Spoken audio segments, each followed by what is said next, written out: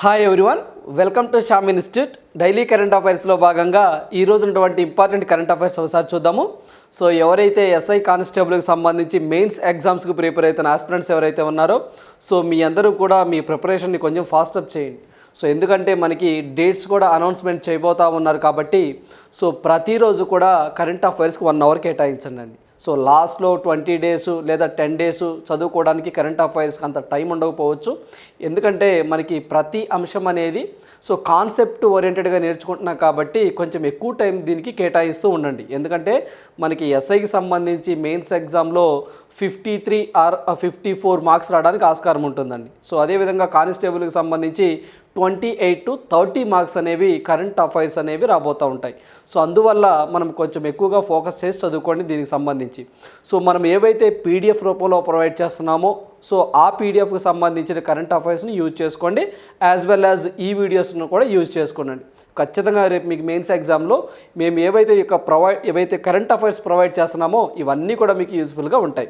So ఈరోజు మనం first current affair చూసినట్లయితే world breast feeding week. So ఈరోజు మనకి తల్లి పాల వారోత్సవాలు అని చెప్పి సెలబ్రేట్ చేస్తూ ఉంటారండి. సో దీన్నే మనము బ్రెస్ట్ ఫీడింగ్ వీక్ అని చెప్పేసి అంటాం. సో ఆగస్టు 1వ తారీఖు నుంచి ఆగస్టు 7వ తారీఖు వరకు అంటే ఈ 1 వీక్ మొత్తం కూడా ఈ యొక్క వారోత్సవాలను కండక్ట్ చేస్తూ ఉంటారండి. సో ఇదేంటి సార్ అంటే తల్లిపాలు అండి. సో తల్లిపాలు యొక్క ఉపయోగాలు ఏంటి? సో చనుబాలు అని కూడా అంటారండి. అంటే బేబీ పుట్టగానే సో ఖచ్చితంగా బేబీకి తల్లిపాలనే పట్టాలి అని చెప్పేసి అవేర్నెస్ కార్యక్రమాలు చేస్తూ ఉంటారు. సో దీనివల్ల బిడ్డ సో చాలా పౌష్టికంగా బలంగా ఉంటారు అని చెప్పేసి సో దీనివల్ల మదర్కి కూడా హెల్త్ పరంగా ఉపయోగపడుతుంది అని చెప్పేసి సో ఈ యొక్క వారోత్సవాలు కండక్ట్ చేస్తూ ఉంటారు. ఆ వీక్ ఎప్పుడో గుర్తుంచుకోండి, ఆగస్టు 1వ తారీఖు నుంచి ఆగస్టు 7వ తారీఖు వరకు వరల్డ్ బ్రెస్ట్ ఫీడింగ్ వీక్ అని చెప్పేసి అంటూ ఉంటారు. సో మరి దీనికి సంబంధించి అసలు ఈ యొక్క అవేర్నెస్ ప్రోగ్రామ్ అనేది ఎప్పటి నుంచి చేస్తున్నారు, ఎవరు చేస్తున్నారు ఏంటో ఒకసారి చూద్దామండి. వరల్డ్ హెల్త్ ఆర్గనైజేషన్ గైడ్లైన్స్ ప్రకారము సో దీనికి సపరేట్గా ఒక అలియన్స్ ఉంటుందండి. సో ఏంటి సార్ ఆ అలియన్స్ అంటే WABA అని చెప్పేసి ఒక అలియన్స్ ఒకటి ఉంటుందండి. సో మనకి WABA అని చెప్పేసి world alliance for breastfeeding action అని చెప్పేసి ఒక వింగ్ ఉంటుందండి, ఒక అలియన్స్ ఉంటుందన్నమాట. ఈ అలియన్స్ వాళ్ళు సో దీనిని 1992 నుంచి ఈ యొక్క అవేర్నెస్ ప్రోగ్రాంలు కండక్ట్ చేస్తూ ఉన్నారు. మరి ఈ సంవత్సరం దీన్ని చూసినట్లయితే దీని యొక్క థీమ్ ఒకసారి చూద్దామండి. వరల్డ్ హెల్త్ ఆర్గనైజేషన్ ప్రకారం ఒక థీమ్ ఉంటుంది, అట్లా కాకుండా WABA వాళ్ళ ప్రకారం అయితే ఒక థీమ్ ఉంటుంది. 2 థీమ్లు ఉంటాయి. మన ఎగ్జామ్లో ఎవరి గురించి అడుగుతున్నారు అంటే WHO వాళ్ళ థీమ్ గురించి అడుగుతున్నారా లేకపోతే WABA వాళ్ళ థీమ్ గురించి అడుగుతున్నారా కొంచెం జాగ్రత్తగా చూడండి. ఇది మనం చూసినట్లయితే తల్లి మరియు బిడ్డ ఇద్దరికీ ఆరోగ్యం శ్రేయస్సు కోసము తల్లి పాలను ప్రోత్సహించడం అనే ఒక కాన్సెప్ట్తో దీనికి మనం కొంత అవేర్నెస్ ప్రోగ్రాంలు కండక్ట్ చేస్తూ ఉంటాం ఆగస్టు 1వ తారీఖు నుంచి 7వ తారీఖు వరకు. సో WHO వాళ్ళ ప్రకారం చూసినట్లయితే let's make breast feeding and work అనే ఒక థీమ్తో దీన్ని రన్ చేస్తూ ఉన్నారు. సో ఇక్కడ మనం చూసినట్లయితే WABA అండి, ఇందాక మనం చెప్పుకున్నామండి. దీని యొక్క ఫుల్ ఫామ్ వచ్చేసరికి world alliance for breastfeeding action అని చెప్పేసి అంటే వీళ్ళ ప్రకారం అయితే enabling breastfeeding making a difference for working parents అని చెప్పేసి అంటున్నామండి. సో అందువల్ల ఈ థీమ్ గుర్తుంచుకోండి. 1992 నుంచి అండి 1992 నుంచి మనము ఈ యొక్క బ్రెస్ట్ ఫీడింగ్ వీక్ అని చెప్పేసి వారోత్సవాలు సెలబ్రేట్ చేస్తూ ఉన్నారు. సో మరి వీటితో పాటుగా ఇటీవల కాలంలో చూసినట్లయితే ఆంధ్రప్రదేశ్లో మొట్టమొదటి తల్లి పాల బ్యాంక్ అండి. సో మదర్ మిల్క్ బ్యాంక్ అని చెప్పేసి ఆంధ్రప్రదేశ్లో ఎక్కడ స్థాపించారు సార్ అంటే కాకినాడ అండి. కాకినాడ గవర్నమెంట్ హాస్పిటల్లో తల్లి పాల బ్యాంక్ అని చెప్పేసి ఒక దాన్ని ప్రారంభించింది ఆంధ్రప్రదేశ్ గవర్నమెంట్. అదొకటి గుర్తుంచుకోండి. ఇంకోటి వెరీ రీసెంట్గా ఉత్తరాఖండ్ గవర్నమెంట్ అండి. సో ఉత్తరాఖండ్ గవర్నమెంట్ అనేది ఫిబ్రవరి 27వ తారీఖు అండి. సో ఫిబ్రవరి 27, 2023 మొట్టమొదటి government mother milk bank for orphans. ఎవరైతే అనాథలు ఉంటారో ఆ అనాథలు అంటే జనరల్గా అండి సో కొంతమంది బేబీని సో వాళ్ళు ఏంటంటే వదిలేసిపోవడం ఇలా కొంతమంది ఉంటాయండి. అలాంటి సిచ్యువేషన్లో కూడా సో ఎవరైతే చిన్న చిన్న పిల్లలకి ఈ మిల్క్ అవసరమవుతుందో అంటే మదర్ మిల్క్ అవసరం అవుతుందో అలాంటి వారి కోసం ఉత్తరాఖండ్ గవర్నమెంట్ మొట్టమొదటిసారిగా గవర్నమెంట్ మదర్ మిల్క్ బ్యాంక్ని ఫిబ్రవరి 27, 2023 ఉత్తరాఖండ్ రాష్ట్రంలో ప్రారంభించింది. సో ఉత్తరాఖండ్ రాష్ట్రంలో ప్రారంభించడం జరిగింది. సో అందువల్ల ఈ రెండు కూడా గుర్తుంచుకోండి. ఏపీ అనగానే మీకు కాకినాడ గవర్నమెంట్ హాస్పిటల్ గుర్తు రావాలి. సో ఇటీవల కాలంలోనే గవర్నమెంట్ మదర్ మిల్క్ బ్యాంక్ ఎక్కడ సార్ అంటే ఉత్తరాఖండ్ అని చెప్పేసి గుర్తుంచుకోండి. ఉత్తరాఖండ్నే దేవభూమి అని కూడా అంటారు. మన భారతదేశంలో మొట్టమొదటిసారిగా 2017 సంవత్సరంలో గంజాయి సాగును, కెన్నాబీస్ అని చెప్పేసి అంటామండి ఇంగ్లీష్లో, గంజాయి, ఈ గంజాయి సాగును చట్టబద్ధం చేసినటువంటి స్టేట్ ఏదైనా ఉందంటే దట్ ఈజ్ ఉత్తరాఖండ్. సో ఆ పాయింట్ కూడా మనం ఇక్కడ ఎగ్జామ్ పాయింట్లో గుర్తుంచుకోవాలి. So this is all about breast feeding week. So next one చూద్దాము. జిఎస్టీ గురించి ఈరోజు మనకి న్యూస్ రావడం జరిగిందండి. జిఎస్టీ వసూళ్లు 1.65 లక్షల కోట్లు. సో మనకి జూన్తో కంపేర్ చేస్తే జూలైలో 11% పెరిగాయి అని చెప్పి చెప్తున్నారు. At the same time online gamings మీద 28% జిఎస్టీ వసూలు చేస్తున్నారు అని చెప్పేసి మనం లాస్ట్ వీడియోలో కూడా మనం డిస్కస్ చేసుకోవడం జరిగిందండి. సో జిఎస్టీ అనేది ఆన్లైన్ గేమింగ్ మీద ఎంత అంటే 28%గా ఉంది. సో మరి దీని గురించి జిఎస్టీ గురించి అండి మనం ప్రతిసారి డిస్కస్ చేస్తూ ఉంటాము. అసలు ఏదైతే ఈ యొక్క జిఎస్టీ ఉంటుందో ఈ జిఎస్టీ ఏ కమిటీ ప్రకారం వచ్చింది, సో దాంట్లో స్లాబ్ రేట్స్ ఏంటి, అది ఏ బాడీ అని చెప్పేసి ఇంకొకసారి డిస్కస్ చేద్దామండి. ఇది మన జిఎస్టీ గురించి చూసినట్లయితే జిఎస్టీ అండి. సో దీన్ని 2017 జూలై 1వ తారీఖు నుంచి ఫోర్స్లోకి రావడం జరిగిందండి. సో మనకి జూలై 1వ తారీఖునే మనము జిఎస్టీ డే సెలబ్రేట్ చేసుకుంటూ ఉంటాం. సో ఇది తీసుకొచ్చి 6 సంవత్సరాలు కంప్లీట్ అయిందండి. 6 ఇయర్స్ అయింది జిఎస్టీని తీసుకొచ్చి. సో అదేవిధంగా ఇది వచ్చేసరికి it is a indirect tax అని చెప్పేసి గుర్తుంచుకోండి. ఇట్ ఈజ్ ఏ ఇండైరెక్ట్ అండి. సో మనకి ఇండైరెక్ట్ ట్యాక్స్. సో ఇది ఒక పరోక్ష పన్ను. సో 2017 జూలై 1 నుంచి జిఎస్టీ అమల్లోనికి రావడం జరిగింది. సో దీని బ్యాక్గ్రౌండ్ ఒకసారి చూసినట్లయితే సో దీన్ని రాజ్యసభ ఎప్పుడు ఆమోదించింది సార్ అంటే 2016 ఆగస్టు 3వ తారీఖున రాజ్యసభ యొక్క జిఎస్టీ బిల్లుని పాస్ చేయడం జరిగింది. ఆ తర్వాత లోక్సభ 2016 ఆగస్టు 8వ తారీఖున పాస్ చేయడం జరిగింది. ఆ తర్వాత ప్రెసిడెంట్ గారు సో దీనిని 2016 సెప్టెంబర్ 8వ తారీఖున ప్రెసిడెంట్ గారి యొక్క ఆమోద ముద్ర కూడా వేయటం జరిగింది. సో అందువల్ల ఈ యొక్క ఎవల్యూషన్ కూడా మన ఎగ్జామ్ పాయింట్ ఆఫ్ వ్యూలో గుర్తుంచుకోవాలండి. దీన్ని 101వ రాజ్యాంగ సవరణ ద్వారా తీసుకురావడం జరిగింది. 101వ రాజ్యాంగ సవరణ ద్వారా తీసుకురావడం జరిగింది. అయితే 2000 సంవత్సరంలో జిఎస్టీ ఉండాలి అని చెప్పేసి ప్రతిపాదించిన వ్యక్తి ఎవరు సార్ అంటే అసిమ్ దాస్ గుప్తా అండి. సో మనకి అసిమ్ దాస్ గుప్తా అనే వ్యక్తి జిఎస్టీ ఉండాలి అని చెప్పేసి ప్రపోజ్ చేసిన వ్యక్తి. సో ఇతన్నే జిఎస్టీ పితామహుడు అని కూడా అంటామండి. ఆ తర్వాత మనకి 2003వ సంవత్సరంలో సో మనకి విజయ్ కేల్కరీ కమిటీ, సో మనకి విజయ్ కేల్కరీ కూడా సో దేశం మొత్తం ఒకే జిఎస్టీ ఉండాలని చెప్పేసి ప్రతిపాదన తీసుకొచ్చిన వ్యక్తి. సో ఆ తర్వాత మనకి అలా ఎవల్యూషన్ అయ్యి అంటే కాలక్రమంలో ఎవల్యూషన్ అయ్యి సో మనకి 2017 జూలై 1 నుంచి ఒక జిఎస్టీ ఫోర్స్లోకి రావడం జరిగింది. సో జిఎస్టీ కౌన్సిల్ అనేది ఏ బాడీ సార్ అంటే స్టాట్యుటరీ బాడీయా, కాన్స్టిట్యూషనల్ బాడీయా, అడ్వైజరీ బాడీ అంటే it is a constitutional body. అందుకనే 101వ రాజ్యాంగ సవరణ ద్వారా తీసుకొచ్చారని చెప్పేసి మాట్లాడుకున్నామండి. It is a constitutional body. ఈ యొక్క జిఎస్టీ కౌన్సిల్కి చైర్మన్గా ఎవరుంటారు సార్ అంటే హెడ్గా ఎవరుంటారు సార్ అంటే ఫినాన్స్ మినిస్ట్రీ ఉంటారండి. దాంట్లో సభ్యులు ఆయా రాష్ట్రాల సీఎంలు, ఆయా రాష్ట్రాల లెఫ్టినెంట్ గవర్నర్లు సో దాంట్లో మెంబర్స్గా ఉండడం జరుగుతుంది. దీని యొక్క ప్రధాన కేంద్రాలయం అనేది మనకి ఢిల్లీలో ఉంది అనే పాయింట్ కూడా ఇక్కడ మనం గుర్తుంచుకోవాలి. మరి దీనికి సంబంధించి దీని బ్యాక్గ్రౌండ్ అంతా ఇంత మనం తెలుసుకోవాలండి. సో వీటితో పాటుగా జిఎస్టీ స్లాబ్ రేట్స్ చూసినట్లయితే సో 0%, 5%, 12%, 18%, 28% అండి. హైయెస్ట్ మన భారతదేశంలో జిఎస్టీ ఎంత సార్ అంటే 28%. సో ఈ 28% అనేది రీసెంట్గా ఆన్లైన్ గేమింగ్ మీద వేయడం జరిగిందండి. రీసెంట్గా 50వ జిఎస్టీ కౌన్సిల్ సమావేశం అని చెప్పేసి మనకి న్యూఢిల్లీలో జరిగింది. సో అక్కడ ఈ నిర్ణయం తీసుకోవడం జరిగింది. సో అందువల్ల ఇలాంటివి కూడా మనం గుర్తుంచుకోవాలి. మరి జిఎస్టీ వచ్చిన కాడి నుంచి హైయెస్ట్గా వసూళ్లు ఎప్పుడు జరిగాయి సార్ అంటే జిఎస్టీ చరిత్రలోనే మొట్టమొదటిసారిగా 2023 ఏప్రిల్ 1లో హైయెస్ట్గా జిఎస్టీలు వసూళ్ళైనాయి. మరి ఎక్కడి నుంచి సార్ అంటే సో మనకి 2023 సార్ ఎంత అమౌంట్ అంటే 1,87,035 కోట్లు అనేవి జిఎస్టీ వసూళ్ళైనాయండి. సో మనకి 1,87,035 కోట్లు హైయెస్ట్ ఇప్పటిదాకా ఇదేనండి. జిఎస్టీ చరిత్రలోనే హైయెస్ట్గా ఏ మంత్లో వసూళ్ళైనాయి అంటే 2023 ఏప్రిల్లో అయినాయండి. ఆ తర్వాత అండి సో మనకి ఏప్రిల్ 2022లో అండి 1,67,650 కోట్లు సో ఆ మంత్లో జిఎస్టీగా కలెక్షన్ రావడం జరిగింది. సో ఎగ్జామినేషన్లో ఈ పాయింట్ ఎక్కువగా హైలైట్ చేసి గుర్తుంచుకోండి అండి. సో జిఎస్టీ గురించి అడగాలి అంటే సో ఖచ్చితంగా ఇక్కడి నుంచి అడగడానికి ఎక్కువ ఆస్కారం ఉంటుంది, ఎందుకంటే జిఎస్టీ చరిత్రలోనే హైయెస్ట్ కలెక్షన్స్ కాబట్టి. సో అలా మనం చదువుకుంటూ ఉండాలండి. అంటే ప్రతి నెల అవసరం లేదు, బట్ మీరు ఎగ్జామ్కి వెళ్ళే ముందు జస్ట్ బిఫోర్ 2 months ఎంతో కలెక్షన్స్ గుర్తుంచుకోండి, హైయెస్ట్ కూడా గుర్తుంచుకోండి. First highest, second highest, so ఈ 2 పాయింట్లు గుర్తుంచుకోండి. మరి వీటితో పాటుగా మరి ఈ నెల ఎన్ని వచ్చినాయి సార్ అంటే సో పూర్తిగా చెప్పాలంటే 1,65,105 కోట్లు అనేవి జిఎస్టీ రావడం జరిగింది. ఎక్కువగా మనకి ఏ స్టేట్ నుంచి జిఎస్టీ కలెక్షన్స్ ఎక్కువగా జరుగుతున్నాయి సార్ అంటే మహారాష్ట్ర నుంచి జరుగుతున్నాయండి ఎక్కువగా.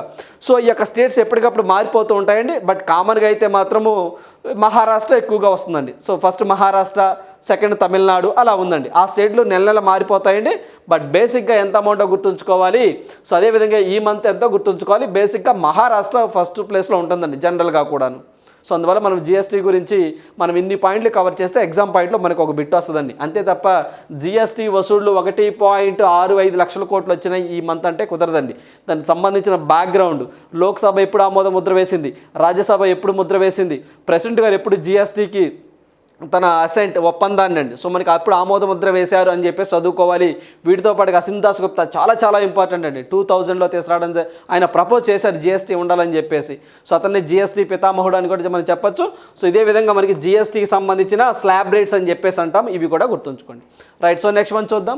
సో నెక్స్ట్ వన్ చూసినట్లయితే పిఎం నరేంద్ర మోదీ గారు మరోసారి వార్తల్లోకి వచ్చారండి. ఏంటి సార్ అంటే పిఎం నరేంద్ర మోదీ గారు ఫస్ట్ టైం అండి సో ఒక టెంపుల్కి వెళ్ళారండి. ఆ టెంపుల్ ఏ రాష్ట్రంలో ఉందని అడుగుతారు, లేదా ఆ టెంపుల్ పేరేంటి అని చెప్పేసి అడుగుతారండి. ఇటీవల కాలంలో మనం చూసినట్లయితే ఇంపార్టెంట్ టెంపుల్స్ ఇన్ ఇండియా అని ఒక టాపిక్ ఒకటి ఉంటుందండి మనకి. సో కల్చరల్లో భాగంగా మనం చదువుకుంటాం. సో ఒక టెంపుల్ పేరు ఇచ్చి ఈ టెంపుల్ అనేది ఏ రాష్ట్రంలో ఉంది అని చెప్పేసి అడుగుతున్న సందర్భాలు ఎక్కువగా ఉన్నాయి. సో అందువల్ల మనం ఖచ్చితంగా ఆ టెంపుల్స్ కనీసం ఒక 15 నుంచి 20 టెంపుల్స్ తెలుసుకొని ఉండాలండి. టెంపుల్స్ తెలుసుకోవడం అంటే మన ఇంటి పక్కన ఉన్న టెంపుల్స్, లేకపోతే మన ఊరికి దూరంగా ఉన్న టెంపుల్సో కాదండి. సో కొంచెం ఫేమస్గా ఉన్నటువంటి టెంపుల్స్, ఆ టెంపుల్ అనేది అన్ని రాష్ట్రాలకు తెలిసి ఉండాలండి. భారతదేశంలో అన్ని రాష్ట్రాలకు తెలిసి ఉండాలి. అలాంటి టెంపుల్స్ చదువుకోవాలి. అంతే తప్ప మన ఇంటి దగ్గర గంగమ్మ తల్లి టెంపుల్ ఉంది సార్ అంటే కుదరదండి, అలాంటివి కాదండి. అదేవిధంగా నరేంద్ర మోదీ గారు కానివ్వండి, లేదా కొంత చీఫ్ జస్టిస్లు కానివ్వండి, సో ఏదైనా రాయబారి వచ్చి ఇక్కడ భారతదేశంలో ఏదైనా టెంపుల్ని దర్శించినా కానివ్వండి, ఆ టెంపుల్ ఎక్కడుందని చెప్పేసి ఎక్కువగా అడుగుతున్నారండి. సో ఇప్పుడు మనం ఈ టెంపుల్ గురించి మనం మాట్లాడుకున్నట్లయితే so PM Modi becomes the first PM to visit the Dagdusheth Halwai temple in Pune. So ఏ టెంపుల్ అండి అది? సో మీరు ఫస్ట్ టైం ఉంటారు సార్, జాగ్రత్తగా ఈ టెంపుల్ పేరు గుర్తుంచుకోండి అండి. సో ఈ టెంపుల్ పేరు బాగా గుర్తుంచుకోండి అండి, దగ్దుషేత్. సో మనకి హాల్వాయ్ టెంపుల్ అని చెప్పేసి, ఇది గణేశుడు అండి, వినాయకుడు అంటారు చూసాను, వినాయకుడు గుడి అండి. సో దీన్ని ఫస్ట్ విజిట్ చేసినటువంటి పిఎం ఇతనే. సో అంతకుముందు ఉన్నారండి అటల్ బిహారీ వాజ్పేయి గారు కానివ్వండి, సో అదేవిధంగా చంద్రశేఖర్ గారు కానివ్వండి, ఐకే గుజ్రాల్ కానివ్వండి, వీళ్ళంతా విజిట్ చేశారు. బట్ వాళ్ళు విజిట్ చేసినప్పుడు వాళ్ళు పిఎం హోదాలో లేరండి. సో జనరల్ హోదాలో అంటే పిఎంగా ప్రధానిగా ఉండి విజిట్ చేయడం వేరు, మామూలుగా ఉండి విజిట్ చేయడం వేరు. అలా పిఎంగా ఉండి విజిట్ చేసిన వ్యక్తుల్లో మొట్టమొదటి వ్యక్తి నరేంద్ర మోదీ గారు అంటున్నారు. సో ఈ టెంపుల్ పేరు ఇచ్చి ఈ టెంపుల్ ఏ రాష్ట్రంలో ఉందని చెప్పేసి అడుగుతారు, పూణే మహారాష్ట్ర అని చెప్పేసి గుర్తుంచుకొని సరిపోతుంది. సో మరి మహారాష్ట్ర వచ్చింది కాబట్టి మరి మహారాష్ట్రలో ఏమైనా టెంపుల్స్ ఉన్నాయా అంటే ఎస్, కొన్ని ప్రీవియస్ ఎగ్జామ్లో అడిగిన సందర్భాలు ఉన్నాయండి. సో అవేంటో చూద్దాం. వినాయక టెంపుల్ అని చెప్పేసి, షిరిడి సాయిబాబా టెంపుల్ అని చెప్పేసి, సో మనకి అలాంటివి కొన్ని ఉన్నాయండి. సో మనకి త్రయంబకేశ్వర టెంపుల్ అని చెప్పేసి, కైలాష్ టెంపుల్ అని చెప్పేసి, 4 కూడా మహారాష్ట్రలో బాగా ఫేమస్ అండి. సో ఏంటంటే అవి, సో మనకి సిద్ధి వినాయక టెంపుల్ అంటామండి, సిద్ధి వినాయక టెంపుల్ అని, షిరిడి సాయిబాబా టెంపుల్ అని, సో మనకి త్రయంబకేశ్వర టెంపుల్ అని, కైలాష్ టెంపుల్ అని చెప్పేసి, ఈ 4 కూడా మహారాష్ట్రలో బాగా ఫేమస్ అండి. మరి వీటితో పాటుగా ఇప్పుడు ఇది ఒకటి వచ్చింది, సో అది కూడా యాడ్ చేసుకోండి అండి. సో మనకి దగ్దుషేత్ హాల్వాయ్ టెంపుల్, సో దగ్దుషేత్ హాల్వాయ్ టెంపుల్ అని చెప్పేసి అంటాం, అది కూడా పూణే మహారాష్ట్రలోనే ఉంది. మరి ఇటీవల కాలంలో మనం ఢిల్లీలో ఏ టెంపుల్స్ ఉన్నాయో కూడా మనం డిస్కస్ చేశామండి. యమునా రివర్ బాగా పొంగిపోయి అక్కడున్న టెంపుల్స్ కానివ్వండి, అక్కడున్న స్ట్రీట్స్ మొత్తాన్ని వరదతో ముంతెచ్చిందని చెప్పేసి చెప్పామండి. సో అంటే వరద ఎక్కువగా వాటి ప్రభావానికి గురైనాయని చెప్పేసి మనం డిస్కస్ చేసుకోవడం జరిగిందండి. సో అందువల్ల ఏదైతే ఢిల్లీలో ఉన్నటువంటి టెంపుల్స్ కూడా ఒకసారి చూద్దామండి. అక్షరధామ్ టెంపుల్ అని చెప్పేసి అంటామండి. సో దీనిని అక్షరధామ్ టెంపుల్నే స్వామి నారాయణ టెంపుల్ అని కూడా అంటారు. యమునా రివర్ పక్కన ఉంటుందండి, ఇది యమునా రివర్ పక్కన ఉంటుంది. అదేవిధంగా లోటస్ టెంపుల్ అని చెప్పేసి అంటాం. అదేవిధంగా జామా మసీద్ అని చెప్పేసి, ఇంకోటి గురు రవిదాస్ విషంధారి టెంపుల్ అని చెప్పేసి చాలా చాలా ఫేమస్ అండి. సో ఇది వచ్చేసరికి సిక్ అండి, సిక్ టెంపుల్. సిక్స్ అంటారు చూసారండి, సిక్కులు. సో వాళ్ళ టెంపుల్ అండి. నరేంద్ర మోదీ గారు చాలాసార్లు విజిట్ చేసిన సందర్భాలు ఉన్నాయి ఈ యొక్క టెంపుల్ని. సో అందువల్ల ఇవి వచ్చేసరికి ఇవన్నీ కూడా ఢిల్లీలో ఇంపార్టెంట్ టెంపుల్స్ అండి. సో ఢిల్లీలో ఇవి వచ్చేసరికి మొత్తము మహారాష్ట్రలో ఉన్నటువంటి టెంపుల్స్. సో అందువల్ల మనం ఈ టెంపుల్తో పాటుగా ఇవి కూడా తెలుసుకున్నాం. సో అందువల్ల వీటిని చాలా జాగ్రత్తగా మీరు పేస్ట్ చేసుకోండి అండి. సో ఖచ్చితంగా ఎగ్జామ్ పాయింట్ ఆఫ్ వ్యూలో యూజ్ అవుతాయి. సో ఇది వచ్చేసరికి యమునా రివర్ పక్కన ఉంది. సో ఆ పాయింట్ ఒకటి గుర్తుంచుకోండి, రైట్. సో నెక్స్ట్ వన్ చూద్దాము. సో నెక్స్ట్ వన్ చూసినట్లయితే ఓబీసీల ఉపవర్గీకరణపై రాష్ట్రపతికి నివేదిక అని చెప్పేసి వచ్చిందండి. ఇది మనం పాలిటీలో చదువుకుంటామండి. సో మనం ఏదైనా పాలిటీ చదివేటప్పుడు కరెంట్ పాలిటీలో భాగంగా దీన్ని చదువుకుంటాము. జస్టిస్ రోహిణి కమిటీ అని చెప్పేసి జస్టిస్ రోహిణి కమిటీని 2017 అక్టోబర్ 2వ తారీఖున వేయటం జరిగిందండి. సో ఏదైతే ఓబీసీ అదర్ బ్యాక్వర్డ్ క్యాస్ట్ అని చెప్పేసి అంటామో వీళ్ళల్లో ఉపవర్గీకరణ కోసం అండి. మొత్తం వీళ్ళకి 27% రిజర్వేషన్ ఉంటుందండి. ఈ 27 రిజర్వేషన్ని స్ప్లిట్ చేయాలని చెప్పేసి చూస్తూ ఉన్నారు. సో మళ్ళీ దాంట్లో కేటగిరీస్ తీసుకురావాలని చెప్పేసి చూస్తూ ఉన్నారు. ఇప్పుడు మన స్టేట్ గవర్నమెంట్లో మనము BCA, BCB, BCC, BCD, BCE ఎలా ఉందో సెంటర్లో కూడా అంతా ఓబీసీ అంటున్నారు. ఇప్పుడు ఆ ఓబీసీలో కూడా గ్రేడ్లు తీసుకురాబోతున్నారండి. సో దాని మీద సాధ్యాసాధ్యాలు ఏంటి అని చెప్పేసి గవర్నమెంట్ ఆఫ్ ఇండియా ఒక కమిటీ వేయడం జరిగింది. ఆ కమిటీ హెడ్ ఎవరు సార్ అంటే ఢిల్లీ హైకోర్టు రిటైర్డ్ చీఫ్ జస్టిస్గా పనిచేశారు. సో ఆమె మనకి జస్టిస్ జి రోహిణి అండి. సో దీన్ని 2017 అక్టోబర్ 2వ తారీఖున ఈ కమిటీని వేయడం జరిగిందండి. సో ఇప్పటి వరకు 13 సార్లు పొడిగిస్తూ మొన్న మండే, సో మనకి సోమవారము ఈ యొక్క కమిటీ రిపోర్ట్ ఉంటుందో ఈ కమిటీ రిపోర్ట్ను రాష్ట్రపతికి వీళ్ళు సబ్మిట్ చేశారు.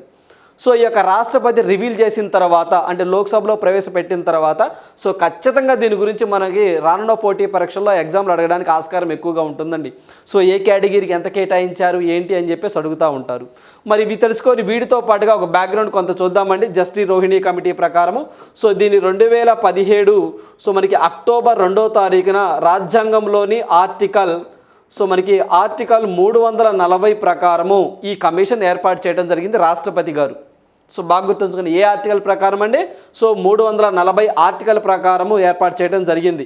సో జనరల్గా మనకి 1979లో మండల్ కమిషన్ అని చెప్పేసి సో మనకి మండల్ కమిషన్ అని చెప్పేసి ఒక కమిషన్ ఉంటుందండి. ఈ మండల్ కమిషన్ ప్రకారము 27% అనేది ప్రజెంట్ ఓబీసీలకి రిజర్వేషన్ ఇస్తూ ఉన్నారండి. ప్రభుత్వ ఉద్యోగాల్లో కానివ్వండి, సో ఎడ్యుకేషన్లో కానివ్వండి, ఇలాంటి వాటిలో రిజర్వేషన్ అనమాట 27% ఉంది. ఈ 27%లో ఎన్ని కులాలు ఉన్నాయి సార్ అంటే సో 2666 కులాలు ఉన్నాయండి మొత్తము ఇండియా మొత్తము.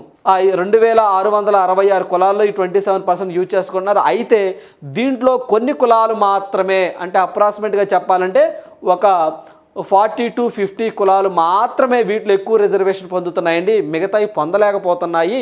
సో ఇలా కాకుండా ప్రతి కులాన్ని ఒక కేటగిరీగా డివైడ్ చేసి వాళ్ళకి ఈ 27లో కొంత రిజర్వేషన్ కల్పిద్దాము అని చెప్పేసి ఈ యొక్క కమిటీని వేశారు. ఈ కమిటీ తన నివేదికను మన సోమవారం రాష్ట్రపతికి సబ్మిట్ చేయడం జరిగింది. అందువల్ల న్యూస్లో రావడం జరిగింది. ఏ ఆర్టికల్ ప్రకారం రాష్ట్రపతి గారు ఈ కమిటీని వేశారు సార్ అన్నది చాలా ఇంపార్టెంట్ అండి. ఆర్టికల్ 340 గుర్తుంచుకోండి. నెక్స్ట్ మనం చూద్దాము. Highest number of custodial deaths in India, lockup deaths అని చెప్పేసి అంటామండి. అంటే పోలీస్ స్టేషన్లోనే ప్రాణాలు పోవడం. అంటే ఎస్ఐ గారు కొట్టారను అంటే మీరేనండి, మరి రేపు మీరే ఎస్ఐలు మరి, లేదా కానిస్టేబుల్ గారు కొట్టారను ఇలా లాకప్ డెత్ అని చెప్పేసి అంటామండి. అంటే అందరు కాదులేండి, అందరు కాదు కొంతమంది. ఇలాంటి కేసెస్ ఎక్కువగా ఏ రాష్ట్రంలో ఉన్నాయి అని చెప్పేసి మనం ఒకసారి చూసినట్లయితే హయ్యెస్ట్గా డెత్స్ అండి దగ్గరగా 687 మంది చనిపోయారండి. ఇలాంటి వ్యక్తులు 687 మంది చనిపోయారు లాస్ట్ 5 ఇయర్స్లో. సో మరి ఇలా లోక్సభలో ఇన్ఫార్మ్ చేశారండి. ఇలా మనకి లోక్సభలో మినిస్టర్గా చెప్పడం జరిగింది, social justice and empowerment minister వాళ్ళు చెప్పడం జరిగింది. మొత్తం 687 మంది చనిపోయారండి లాస్ట్ 5 సంవత్సరాలు అన్నారు. అయితే ఇక్కడ ఎక్కువగా ఏ రాష్ట్రంలో జరుగుతున్నాయండి ఇలాంటి లాకప్ డెత్ కేసు అంటే దట్ ఈస్ గుజరాత్ అండి. సో ఫస్ట్ ప్లేస్ గుజరాత్ అండి. సో మనకి గుజరాత్ అండి దగ్గరగా 80 మంది చనిపోయారండి ఒక లాకప్ డెత్లో. ఫస్ట్ గుజరాత్ అండి. సో తర్వాత మహారాష్ట్రలో ఎక్కువ డెత్తులు జరిగినాయండి, మహారాష్ట్ర. సో ఆ తర్వాత థర్డ్ వచ్చేసరికి ఉత్తరప్రదేశ్ అండి. ఫోర్త్ వచ్చేసరికి తమిళనాడు. సో టాప్ 3 గుర్తుంచుకోండి సరిపోతుంది. ఫస్ట్ అయితే లాకప్ డెత్ కేసెస్ ఎక్కువగా మరణాలు ఏ రాష్ట్రంలో అంటే గుజరాత్, సెకండ్ మహారాష్ట్ర, థర్డ్ ఉత్తరప్రదేశ్ అని చెప్పేసి గుర్తుంచుకోండి సరిపోతుంది.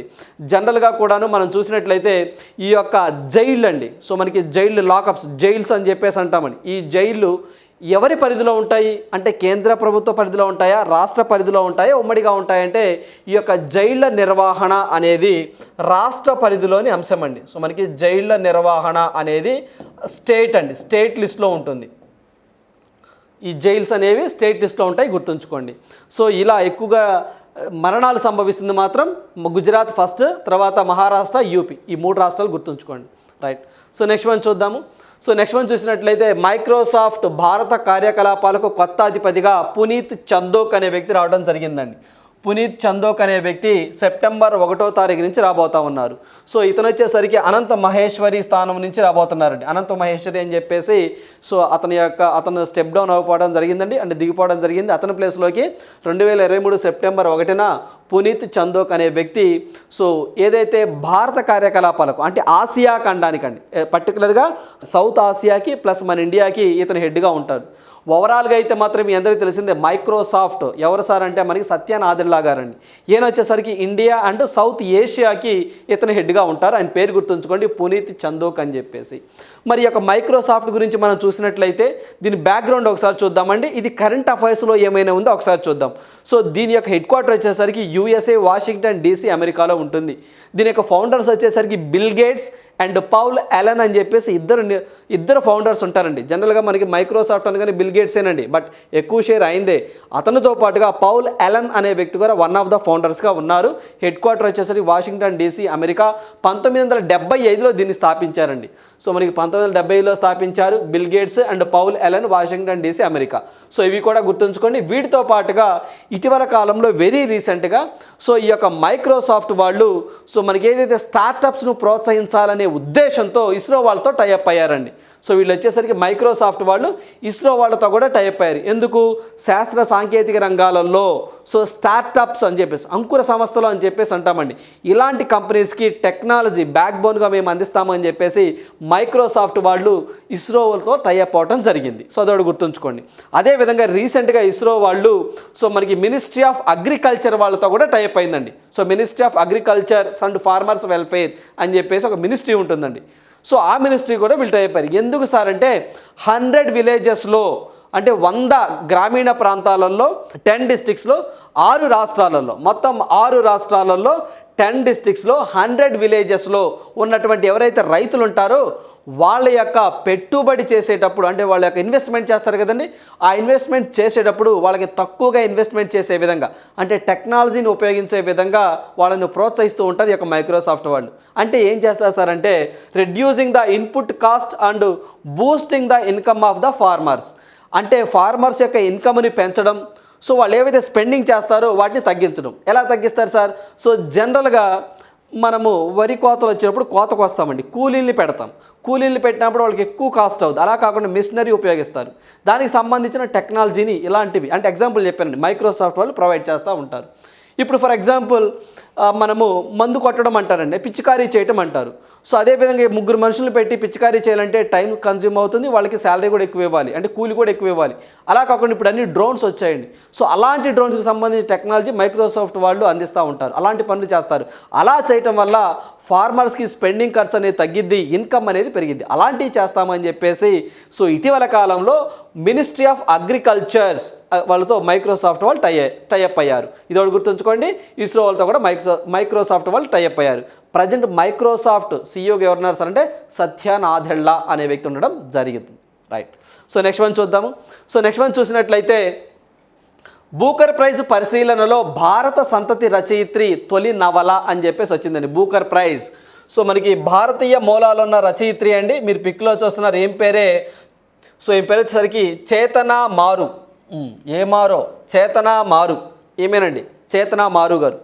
ఈమె మన ఇండియన్ అండి, బట్ సెటిల్డ్ ఇన్ కెనడా అండి. సో మనకి జనరల్గా అండి కెనడాలో పుట్టింది, లండన్లో సెటిల్ అయిందండి. సో జనరల్గా మన లండన్ కెనడా అని చెప్పేసి గుర్తుంచుకోండి. మన భారతీయ మూలాలు ఉన్నాయి అంతే. పుట్టింది కెనడాలో, సో మనకి ప్రజెంట్ ఉంటుంది మాత్రం లండన్లో ఈమె, కాకపోతే మూలాలు మన దగ్గర ఉన్నాయి. ఎప్పుడెప్పుడు గుజరాత్ స్టేట్లో వీళ్ళ ఫాదర్స్ ఎవరో ఉన్నారట, అందువల్ల మూలాలు ఉన్నాయి. అందువల్ల ఈమె సో బూకర్ ప్రైజ్ నవల్లో మొత్తం బూకర్ ప్రైజ్కి 13 నోవెల్స్ 13 బుక్స్ అనేవి ఫైనల్ లిస్ట్కి సెలెక్ట్ అయినాయండి. సో దాంట్లో ఈమె బుక్ ఒకటి ఉందట. సో ఈమె బుక్ పేరేంటి అంటే వెస్ట్రన్ లైన్ అని చెప్పేసి అంటామండి. వెస్ట్రన్ లైన్ ఇంకా రాలేదండి, సెలక్షన్ బుక్లో 13 బుక్కుల్లో వెస్ట్రన్ లైన్ అనే బుక్ ఉంది. సో ఈమె మన భారతీయ మూలాలు ఉన్నటువంటి లేడీ, అందువల్ల మనం ఎందుకైనా మంచిది వెస్ట్రన్ లైన్ అనే బుక్ ఎవరిది అని అడగొచ్చు. సో మనకి చైతన్య మారు అనే ఆమె, దాన్ని గుర్తుంచుకోండి. ఇక్కడ మనకి బూకర్ ప్రైజ్ అన్నాం కాబట్టి, సో మనకి బూకర్ ప్రైజ్ అన్నాం కాబట్టి దీన్ని 1969లో ఎస్టాబ్లిష్ చేశారండి. ఎవరు ఇస్తారు సార్ అంటే యూకే కంట్రీ ఇస్తుంది, గుర్తుంచుకోండి. యూకే కంట్రీ ఇస్తుంది. ఎందుకు ఇస్తుంది సార్ అంటే లిటరేచర్లో ఇస్తుందండి, సాహిత్యంలో ఇస్తుంది. సో ఏదైనా ఒక బుక్ ఇంగ్లీష్లోనే రచించబడి ఇంగ్లీష్లోనే పబ్లిష్ అయితే అలాంటి వాటి బుక్స్కి బూకర్ ప్రైజ్ అనే అవార్డు ఇస్తూ ఉంటారు. దీని క్యాష్ ప్రైజ్ ఎంత సార్ అంటే 50,000 పౌండ్స్ అండి, 50,000 పౌండ్స్. సో పౌండ్స్ అనేవి చెప్పి, పౌండ్స్ అంటే యూకే వాళ్ళు కదండి ఇచ్చేది, అందువల్ల 50,000 పౌండ్స్ అని చెప్పేసి గుర్తుంచుకోండి. సో ఎప్పుడు ఇస్తారు సార్ అంటే నవంబర్ 20వ తారీఖున సో కొత్త అనౌన్స్మెంట్ జరుగుతుందండి. ఆ 13 బుక్కుల్లో ఎవరు విన్ అయ్యారా అని చెప్పేసి నవంబర్ 20వ తారీఖున వస్తుంది రిజల్ట్. సో అందువల్ల ఇది గుర్తుంచుకోండి. మరి లాస్ట్ ఇయర్ అండి 2022 ఎవరికి ఇచ్చారు సార్ అంటే సో శ్రీలంక రచయిత అండి మనకి షహన్ కరుణ తిలక అనే వ్యక్తి, శ్రీలంక దేశానికి సంబంధించిన వ్యక్తి, అతనికి ఇచ్చారండి ద 7 మూన్స్ ఆఫ్ మలై అల్మిదా అనే నవలకి 2022 బూకర్ ప్రైజ్ అవార్డు రావడం జరిగింది. మరి 2023కి సంబంధించి నవంబర్ 26వ తారీఖున అనౌన్స్మెంట్ రాబోతుంది, చూడాలి మరి ఏం జరుగుతుందో. ఓకేనండి. మరి ఇవి కాకుండా ఇంటర్నేషనల్ బూకర్ ప్రైజ్ అని ఒకటి ఉందండి, అది 2005లో ఎస్టాబ్లిష్ చేశారు, యూకే కంట్రీ వాళ్ళే ఇస్తారు. సో దాని క్యాష్ ప్రైజ్ కూడా 50,000 పౌండ్సే. ఆ బుక్ ఏంటి? ఆ బుక్ వచ్చేసరికి ఏదైనా ఒక బుక్ వేరే ఒక భాషలో రచించబడి దాన్ని ఇంగ్లీష్లోకి ట్రాన్స్లేషన్ చేస్తే అలాంటి వాటికి ఇస్తారు. మరి 2023కి సంబంధించి చూస్తే ద టైమ్ షెల్టర్ 2023కి సంబంధించి ద టైమ్ షెల్టర్ అనే ఒక బుక్ని బల్గేరియన్ కంట్రీకి సంబంధించి గోస్పోండినోవ్ అనే వ్యక్తి రచించారండి. దానిని అమెరికా కంట్రీకి సంబంధించిన ఒక లేడీ అండి యాంజెలా రోడెల్ అనే ఆమె తర్జుమా చేశారు. అందువల్ల యాంజెలా రోడెల్, గోస్పోండినోవ్ అనే వ్యక్తులు ఉమ్మడిగా ఇంటర్నేషనల్ బూకర్ ప్రైజ్ 2023 అవార్డుని దక్కించుకున్నారు. ఇది వచ్చేసరికి ఓన్లీ బూకర్ ప్రైజ్ ఒక్కళ్ళకి మాత్రమే ఇస్తారు. 2022కి అయితే మాత్రం షహన్ కరుణ తిలక అనే వ్యక్తికి ఇచ్చారు ద 7 మూన్స్ ఆఫ్ మలై అల్మిదా అనే నవలకి. మరి ఇప్పుడు చూసినట్లయితే నవంబర్ 26న కొత్త బుక్ రాబోతుంది, ఎవరో చూడాలి మరి. సో ఇది మాత్రం జస్ట్ ఏంటి, ఇది మాత్రం ఊరిక పరిశీలనలో ఉందండి, నామినేట్ అయింది అంతే, ఇంకా ఫైనల్ అవ్వలేదు. ఆ పేరు గుర్తుంచుకోండి, ఆ బుక్ పేరు గుర్తుంచుకోండి, western line. Right. So next మనం చూద్దాం. జపాన్లో కనూన్ తుఫాన్ అలజడి అని చెప్పేసి వచ్చిందండి. సో మనకి గంటకు 162 కిలోమీటర్ల వేగంతో గాలులు వీచి సో అక్కడ ఏదైతే ఒక పసిఫిక్ ఓషన్ ఉంటుందో అక్కడ బాగా ఇబ్బందికరమైన వాతావరణం ఉంది జపాన్లో. సో రాకపోకలు ఆగిపోయినాయని చెప్పేసి, ఇళ్ళని మనకి మునిగిపోయాయని చెప్పేసి వార్తల్లోకి వస్తుంది. మనకి ఎగ్జామ్లో స్ట్రైట్ క్వశ్చన్ ఏంటి అంటే ఇటీవల కాలంలో కనూన్ తుఫాను ఏ దేశంలో వచ్చింది అని చెప్పేసి అడుగుతారండి, లేదా జపాన్లో ఇటీవల కాలంలో ఏ తుఫాను ప్రభావానికి గురైందని చెప్పేసి అడుగుతారు. సో మనకి కనూన్ అని చెప్పేసి గుర్తుంచుకోండి, జపాన్. రైట్. సో అదేవిధంగా జపాన్ అనగానే మీకు కొన్ని పాయింట్లు గుర్తు రావాలని, ఇటీవల కాలంలో G7 సమావేశం అక్కడే జరిగిందండి, హిరోషిమా నగరంలో. నరేంద్ర మోదీ గారు ముఖ్య అతిథిగా వెళ్ళారు. అక్కడికి వెళ్ళి ఆ యొక్క G7లో పార్టిసిపేట్ చేసి అక్కడ హిరోషిమాకు సంబంధించి ఏదైతే అక్కడ అణుబాంబు జరిగిందో, మనకి అణుబాంబులు వేశారు ఆగస్టు 5వ తారీఖు ఆ టైంలో 1945లో అండి. సో ఆ రెండవ ప్రపంచ యుద్ధం ఆ టైంలో. సో ఆ టైంలో నరేంద్ర మోదీ గారు ఆ యొక్క హిరోషిమా పట్టణంలో అక్కడే మనకి మహాత్మా గాంధీ యొక్క విగ్రహానికి ఏర్పాటు చేసి నివాళులు అర్పించి వచ్చారని చెప్పేసి మనం G7 సమావేశంలో మాట్లాడుకున్నాం. At the same time quad సమావేశం అని చెప్పేసి కూడా జపాన్లోనే జరిగింది. మామూలుగా ఇది క్వాడ్ సమావేశం ఆస్ట్రేలియాలో జరగాలి ఈ సంవత్సరం, కానీ అక్కడ జో బైడెన్ అటెండ్ అవ్వకపోవడం వల్ల క్వాడ్ సమావేశం కూడా మనకి జపాన్లోనే జరిగింది. సో అందువల్ల G7 క్వాడ్ రెండు కూడా జపాన్లోనే జరిగాయి. సో ఆ పాయింట్ కూడా ఇక్కడ మనం గుర్తుంచుకోవాలి. ఇటీవల కాలంలో సో మనకి కనూన్ అనే ఒక తుఫాన్ కూడా జపాన్లోనే రావడం జరిగింది. రైట్. సో నెక్స్ట్ మనం చూద్దాం. సో అదే విధంగా ఒక పాయింట్ అండి. సో ఇక్కడ పాయింట్ అదే విధంగా ఇక్కడ మనకి జపాన్ అనగా ఇటీవల కాలంలో మన ఇండియా, భారత్ జపాన్ ఇద్దరు కూడా సెమీ కండక్టర్ని తయారు చేయాలని, సెమీ కండక్టర్స్ అన్ని తయారు చేయాలని చెప్పేసి ఈ దేశంతో కూడా జపాన్తో కూడా మన భారతదేశం అనేది MOU చేసుకోవడం జరిగింది, ఒప్పందాలు చేసుకోవడం జరిగింది సెమీ కండక్టర్స్ విషయంలో. సో అవి కూడా ఇక్కడ లింక్ చేసుకొని చదువుకోండి. రైట్. సో నెక్స్ట్ మనం చూద్దాము.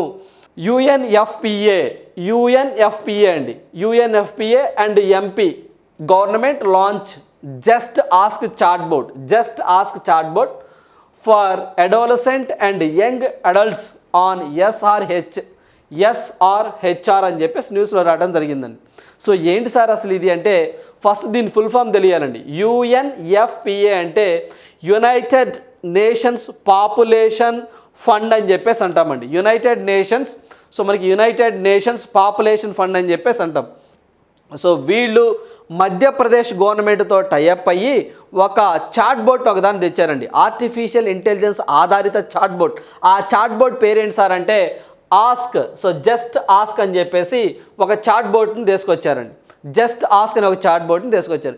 ఎందుకు తీసుకొచ్చారు సార్ అంటే, ఆయా రాష్ట్రంలో అంటే మధ్యప్రదేశ్ రాష్ట్రంలో ఎవరైతే 15 సంవత్సరాల నుంచి 29 సంవత్సరాలు ఉంటారో ఇలాంటి సో యంగర్స్కి అండి, వాళ్ళు సెక్సువల్ పరంగా ఎలాంటి సమస్యలను ఎదుర్కొంటున్నారు ఏంటి, సో వాళ్ళకి హెల్త్ పరంగా ఎటువంటి విషయాలు చెప్పాలి ఏంటి అని చెప్పేసి ఒక చాట్ బోట్ని వీళ్ళు తయారు చేశారండి. సో అందువల్ల ఇది న్యూస్లోకి రావడం జరిగింది. సో ఇది మనం ఒకసారి చూసినట్లయితే యుఎన్ఎఫ్పిఏ అబ్రివేషన్ తెలుసుకున్నాం. సో ఇది ఎవరితో టైప్ అయింది సార్ అంటే నేషనల్ హెల్త్ మిషన్లో భాగంగా మధ్యప్రదేశ్ గవర్నమెంట్తో టైప్ అయ్యారు. టైప్ అయ్యి జస్ట్ ఆస్క్ అనే ఒక చాట్ బోట్ని తీసుకొచ్చారు. ఎందుకు సార్ అంటే 15 నుంచి 29 సంవత్సరాలు ఉన్నటువంటి యంగ్స్టర్స్ కండి, సో వాళ్ళ related sexual and reproductive health rights అంటే వాళ్ళ యొక్క రైట్స్ని తెలుసుకోవడం కోసం అండి. అంటే ఫర్ ఎగ్జాంపుల్ మీకు చెప్పాలి అంటే, సో ఏదైతే శారీరక ఎదుగుదల కానివ్వండి, సెక్సువల్కి సంబంధించి కానివ్వండి, లేదా ఋతుక్రమంలో మహిళలు ఎదుర్కొనే సమస్యలకు సంబంధించి కానివ్వండి, ఇలాంటి ప్రశ్నలకు సమాధానము ఈ యొక్క జస్ట్ ఆస్క్ అనే చాట్ బోట్ అందిస్తూ ఉంటుంది. అంటే ఫర్ ఎగ్జాంపుల్ మహిళలకి ఋతుక్రమంలో ఏమైనా ఇబ్బందులు ఉన్నాయనుకోండి, సో అక్కడ కొంత మీకు ఏమైనా డేటా కావాలి అంటే ఇలా జరిగింది కాబట్టి ఏం చేయాలి, ఈ చాట్ బోట్లోకి వెళ్ళి చూశారనుకోండి, ఆ ప్రశ్నలకి సొల్యూషన్స్ దొరుకుతాయి. అదేవిధంగా సెక్సువల్కి సంబంధించి యంగ్స్టర్స్ కొంచెం సెక్స్కి సంబంధించినటువంటి ఏమైనా ఇబ్బందులు ఫేస్ చేస్తున్నారు అనుకోండి, ఆ ఇబ్బందుల గురించి తెలుసుకోవాలంటే ఈ చాట్ బోట్లోకి వెళ్తే దానికి సంబంధించిన సొల్యూషన్స్ మొత్తం దొరుకుతాయి. అదేవిధంగా శారీరక ఎదుగుదల ఏ విధంగా ఉంది తెలుసుకోవాలనుకోండి, ఈ వయసులో వాళ్ళు ఎలా ఉండాలి, ఎంత శారీరక ఎదుగుదలలో ఉండాలి తెలుసుకోవాలంటే ఈ చాట్ బోట్లోకి వెళ్తే అక్కడ డేటా అంతా ఉంటుంది. సో ఆ డేటాని యునైటెడ్ నేషన్స్ పాపులేషన్ ఫండ్ వాళ్ళు మధ్యప్రదేశ్ గవర్నమెంట్ వాళ్ళతో టైఅప్ అయి చేస్తున్నారండి. సో ఇలా మధ్యప్రదేశ్ ఎవరైతే యూత్ ఉన్నారో వాళ్ళ కోసం సో 15 నుంచి 29 సంవత్సరాల వాళ్ళకి ఇది యూస్ఫుల్గా ఉంటుందని చెప్పి చెప్తా ఉన్నారు. మరి ఇక్కడ మనము యుఎన్ఎఫ్పిఏ వచ్చింది కాబట్టి సో దాని యొక్క ఎగ్జిక్యూటివ్ డైరెక్టర్ హెడ్ ఎవరు సార్ అంటే, సో మనకి నటాలినా కనెమ్ అని చెప్పేసి ఒక ఆమె ఉన్నారండి. సో మనకి నటాలినా కనెమ్ అని చెప్పేసి ఒకళ్ళు ఉన్నారు. సో ఒక వ్యక్తి ఉన్నారు, అతను హెడ్. అదేవిధంగా దీని హెడ్ క్వార్టర్ వచ్చేసరికి న్యూయార్క్ అమెరికా అండి. New York America. దీన్ని 1969లో ఎస్టాబ్లిష్ చేశారు యునైటెడ్ నేషన్ పాపులేషన్ ఫండ్ అని. సో ఆ పాయింట్ ఒకటి గుర్తుంచుకోండి. ఎస్టాబ్లిష్ 1969, హెడ్ క్వార్టర్ వచ్చేసరికి న్యూయార్క్ అమెరికా. సో హెడ్ వచ్చేసరికి నటాలినా కన్నెమ్ అనే వ్యక్తి హెడ్గా ఉండడం జరిగింది. సో అందువల్ల మనకి ఎగ్జామ్ పాయింట్ ఆఫ్లో మధ్యప్రదేశ్ గవర్నమెంట్ ఇటీవల కాలంలో చాలా న్యూస్లోకి వచ్చిందండి. సో ఇటీవల కాలంలో 9000 PM రైస్ స్కూల్స్ అని చెప్పేసి తీసుకురావడం జరిగిందండి. సో సీఎం రైస్ స్కూల్స్ అదొకటి వార్తల్లోకి వచ్చింది. లాడ్లీ బెహనా యోజన అని చెప్పేసి వార్తల్లోకి వచ్చింది. అక్కడ నెహ్రూ పార్క్ని లోకల్గా కార్తికేయ చౌహాన్ అని చెప్పేసి పేరు మార్చని చెప్పేసి వార్తల్లోకి వచ్చింది. కునో నేషనల్ పార్క్ గురించి వార్తల్లోకి వచ్చింది. సో ఇవన్నీ కూడా మన ఎగ్జామ్ పాయింట్ ఆఫ్లో గుర్తుంచుకోవాల్సిన అంశాలు. మధ్యప్రదేశ్ అనగానే కనీసం మనకి ఇటీవల కాలంలో ఏం జరిగినాయి అని చెప్పేసి ఆల్రెడీ మనం ప్రతిసారి చెప్తూనే ఉంటామండి. సో మీరు ఆల్రెడీ నోట్స్ రాసుకున్నారు. సో దీనికి కూడా ఆస్క్ చాట్ బోట్ ఇటీవల కాలంలో ఏ రాష్ట్ర ప్రభుత్వం అంటే మధ్యప్రదేశ్ అని గుర్తుంచుకోండి. రైట్. సో నెక్స్ట్ మనం చూద్దాము. సో మరొక పవర్ఫుల్ తుఫాన్ ఒకటి వచ్చిందండి. దాని పేరు వచ్చేసరికి డోక్సూరి అని చెప్పేసి వచ్చిందండి. సో మనకి డోక్సూరి అని చెప్పేసి సో ఇది ఫిలిప్పైన్, అదేవిధంగా తైవాన్, చైనా, సో 3 దేశాలను అతలాకుతలం చేస్తుందండి. సో దగ్గరగా చైనాలో 21 మంది చనిపోయారండి ఈ తుఫాను వల్ల. సో అందువల్ల సింపుల్ స్ట్రైట్ క్వశ్చన్ అడుగుతారండి. సో మనకి డోక్సూరి ఈ తుఫాన్ అనేది ఇటీవల కాలంలో ఏ దేశాల మీద ప్రభావం చూపిందని అడుగుతారు. చైనా, తైవాన్, ఫిలిప్పైన్స్ అని చెప్పేసి గుర్తుంచుకొని సరిపోతుంది. ఇందాక జపాన్లో ఒకటి వచ్చిందండి. సో ఇందాక మీరు జపాన్లో చూసినట్లయితే ఇదిగోండి కనూన్ అని చెప్పేసి, కనూన్ అయితే మాత్రం జపాన్ కనూన్, లాస్ట్లో 2 అక్షరాలు సెట్ అయినవి చూడండి, పాను నూను. రైట్. సో ఇక్కడ వచ్చేసరికి చూడండి డోక్సూరి అని చెప్పేసి వచ్చిందండి. డోక్సూరి ఇవి గుర్తుంచుకోండి. చైనా, ఫిలిప్పైన్స్, తైవాన్ గుర్తుంచుకోండి సరిపోతుంది. చైనాలో మరణాలు కూడా సంభవించాయి. నెక్స్ట్ మనం చూద్దాం. క్వశ్చన్ ఫర్ యూ, ఈ ప్రశ్న మీకోసమే. సో ఇది మనం చూసినట్టయితే ప్రధానమంత్రి నరేంద్ర మోదీ అమెరికా పర్యటన సందర్భంగా వాషింగ్టన్లో మోదీతో సమావేశమైన సెర్చ్ ఇంజిన్ దిగ్గజం గూగుల్ CEO సుందర్ పిచై భారత్లో ఎంత మొత్తం పెట్టుబడులు పెట్టనున్నట్లు వెల్లడించారు. సో రీసెంట్గా నరేంద్ర మోదీ గారు అమెరికా పర్యటన జరిగింది కదండి, దాంట్లో సుందర్ పిచ్చై గారు కూడా నరేంద్ర మోదీ గారిని కలిశారు. కలిస్తే భారతదేశంలో ఎంత ఇన్వెస్ట్మెంట్ చేస్తారట వీళ్ళు అంటే $10 బిలియన్ చేస్తాము అని చెప్పారండి. $10 బిలియన్ చేస్తాము అని చెప్పేసి సుందర్ పిచ్చై గారు నరేంద్ర మోదీ గారితో చెప్పడం జరిగింది. సో నెక్స్ట్, సో ఇవండి ఈరోజు ఉన్నటువంటి ఇంపార్టెంట్ కరెంట్ అఫైర్స్. సో ప్రతి ఒక్క అభ్యర్థి కూడా సో కరెంట్ అఫైర్స్ ఖచ్చితంగా 1 అవర్, కనీసం 1 అవర్ అండి, మ్యాక్సిమం మీ ఇష్టం. సో కనీసం 1 అవర్ కేటాయించండి. సో మెయిన్స్ ఎగ్జామ్లో మీకు ఖచ్చితంగా ఎక్కువ మార్కులు రావడానికి ఆస్కారం ఉంటుంది. So thank you, all the best.